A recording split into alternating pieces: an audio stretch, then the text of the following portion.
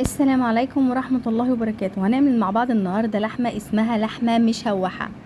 اللحمة المشوحة دي يا جماعة بتتعمل بطريقة سهلة جدا، في ناس كتير جدا كبار وصغيرين ما يعرفوهاش. بجد يا جماعة انا لقيت ناس كتير ما تعرفهاش فعلا. اللحمة دي بتتعمل بطريقة حلوة قوي قوي قوي. ماما اللي علمتهاني بصراحة، سهلة. دي اسمها لحمة العيد الكبير. انا طبعا كنت عاملاها في رمضان، كان واضح جدا يعني ان انا مصوراها في رمضان، بس انا طبعا خليت الفيديو انزله الايام دي علشان خاطر احنا داخلين على العيد الكبير. اللحمه دي بتتعمل جنب رقاق، بتتعمل جنب صينيه رقاق فاضيه من غير لحمه مفرومه، بتتعمل لوحدها كده، بتعمل جنبها مكرونه مثلا. بس هي يعني تفضل جدا.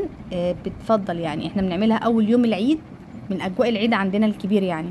بعمل اللحمه المشوحه دي وبعمل جنبها رقاق الطري اللي هو الفاضي. هتلاقوا الحلقه بتاعت الرقاق الطري عندكم في القناه برضو، انا مصوراها. تمام. بعمل الطريقه اللي انتوا هتشوفوها في الحلقات اللي نزلت قبل دي، هتشوفوها في القناه. دي اللحمه المشوحه، بصوا شكلها ازاي جميل جدا. طريقتها كمان يعني ايه، الواحد يعني يحطها على النار كده وينسى الدنيا، ما يفتكرش اي حاجه بصراحه، لانها طريقتها سهله. يلا بينا نشوف المقادير بتاعتنا. المقادير بتاعتنا البصلايه الصغيره دي، تخيلوا الوصفه الفخمه دي ما فيهاش غير البصلايه الصغيره دي وملح وفلفل اسود بس كده.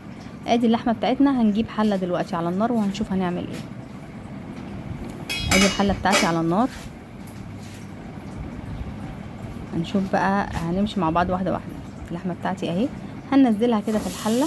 يا سلام بقى لو اللحمه بتاعتي فيها سن الدسم، وفي لحمه كده بتبقى فيها حتت كده مش ملبسها بقى، حتت زي العروق البيضه كده، عارفينها الشفافه دي بتعمل بقى صوص ملوش حل في الوصفه دي يا جماعه.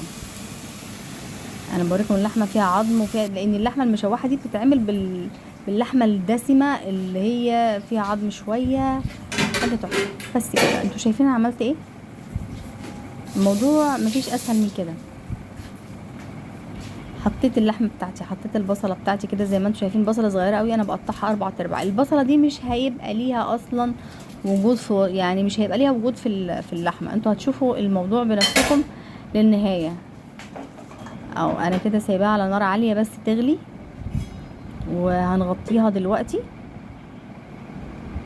وبعد ما تغلي وبصوا هي كده استوت خلاص.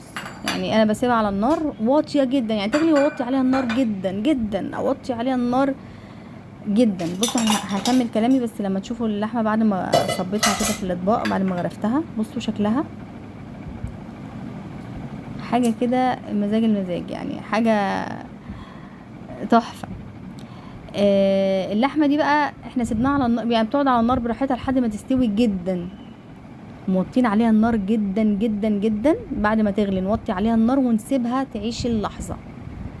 الميه بتاعتها تخلص نزود بق ببق، لكن نزود شوربه لا، نزود بق بق الميه. احنا عايزين نسويها، مش عايزينها مسلوقه. بصوا انتوا شكلها متحمر ازاي.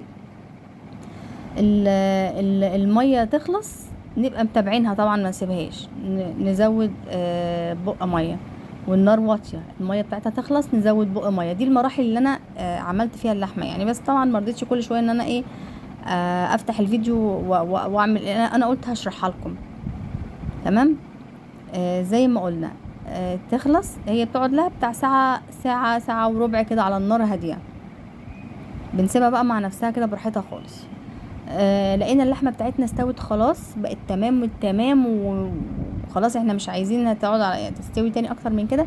بنسيبها برضو على نفس النار الهادية لحد ما تنشف من كل السوائل، المية اللي انا حطاها مش عايزة فيها مية، وتبدأ الدسم اللي فيها يحمرها. انا ما بضيفش عليها اي حاجة، هي اللحمة لازم تكون فيها سن الدسم او حتة ليا كده لو عندكم، او اللحمة نفسها ملبسة وبتاع.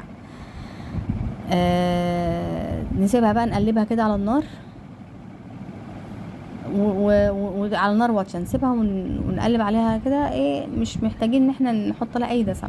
هي دسمه لوحدها وهتنزل الدسم بتاعها وهتتحمر منها فيها، وهناخد احلى نتيجه. لو عندنا عزومه بقى على العيد الكبير يا جماعه هتبقى حاجه قمر جدا. والسلام عليكم.